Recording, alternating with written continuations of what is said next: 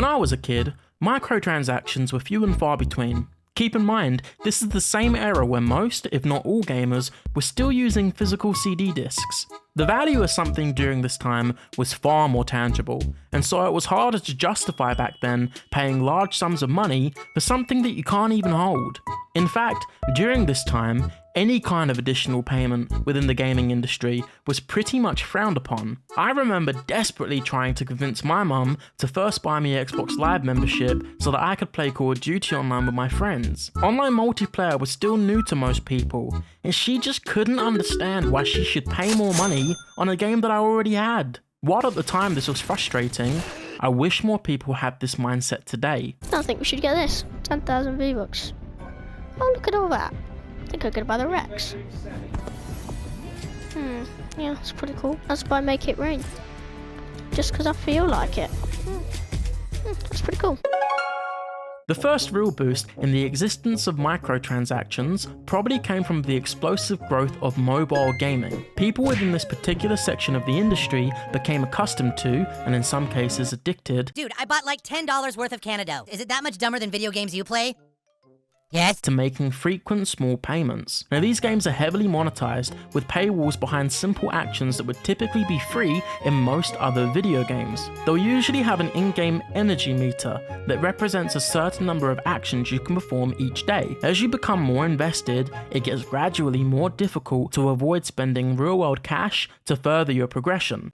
Money, money, money, money, money, money. These games exploit the fundamental physiology of the human brain using bright lights and appealing sounds to celebrate otherwise really mundane achievements.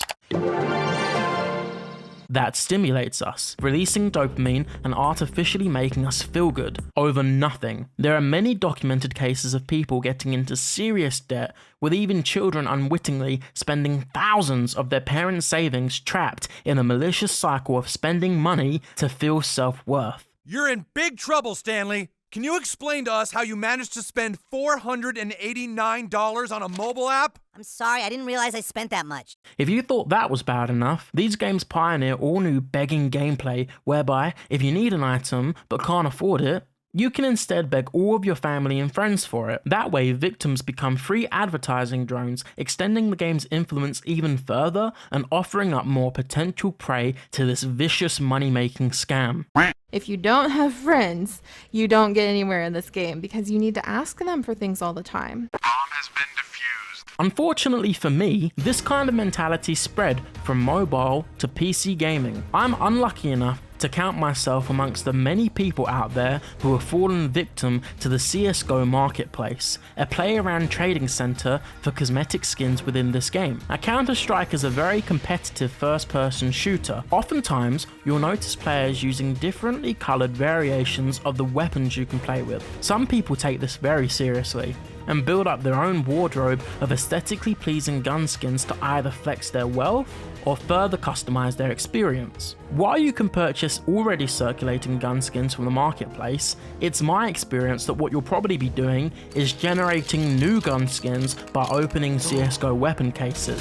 Here you'll pay a flat fee to purchase keys that open these cases after they're awarded to you when playing the game. Each case that you open has a tiny chance of returning an item that's valued much higher than the cost for the key. Go!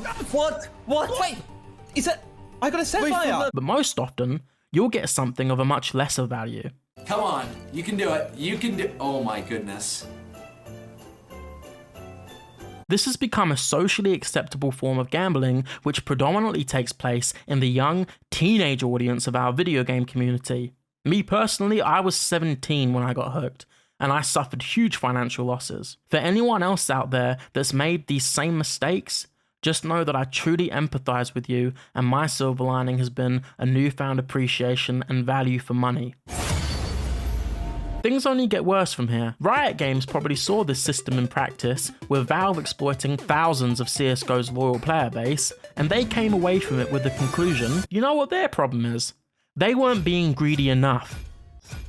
League of Legends is another competitive game with a similar system in place where players can buy skins for their favourite champions through the use of Riot Points, a microcurrency that's spent on playable characters and accessories within this game. Here are your options for the amount of this currency that you can purchase for real world money. The lowest option being £4.50 for 575 RP, or Jesus Christ, £385 for 60,200 RP. More like macro transaction. Why are you legally able to spend such ridiculous amounts of money on a game advertised as free to play?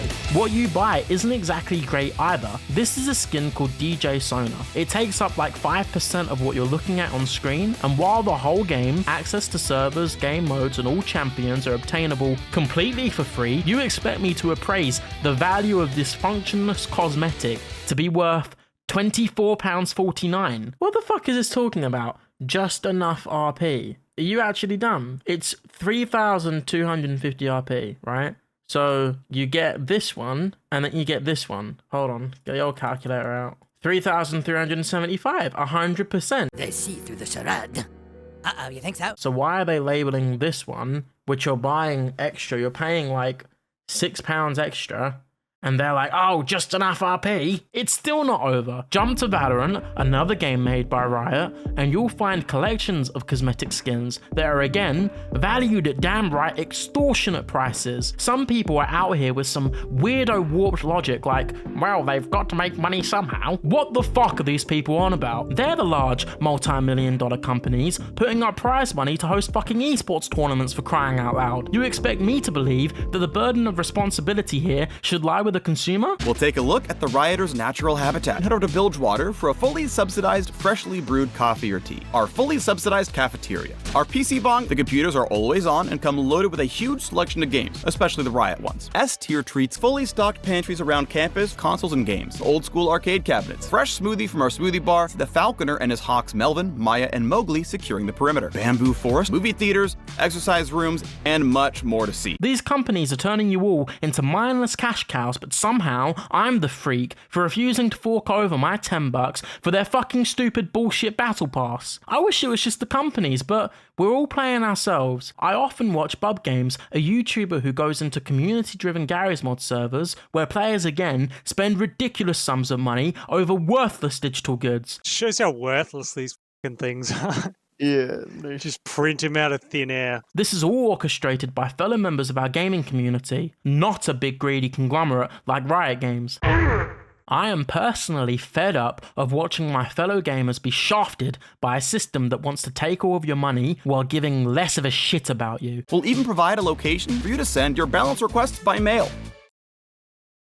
Fortnite has a very young, impressionable audience, yet they'll advertise their free-to-play game featuring popular heroes and characters like Spider-Man that kids will of course want to play as. So then they get the game, download it, but uh-oh, fork over the money, Jimmy. Kids are impulsive and they don't know a thing about the value of money, so they then go and beg their parents, putting them in a position of feeling forced into buying this worthless character skin at an extortionate fee. Skyrim's most recent Fuck You Give Us All Your Money edition expects us to buy Bethesda credits to gain access to and install community-made mods. They're now trying to charge us for something that they didn't even work on, and are exploiting an aspect of gaming that has up until this point innocently been improving upon our games, making them more playable and driving PC sales, completely unappreciated and free of charge. Bethesda can't even be bothered to add a fucking FOV slider into their game, but they will spend the time, money and effort developing an entirely new marketplace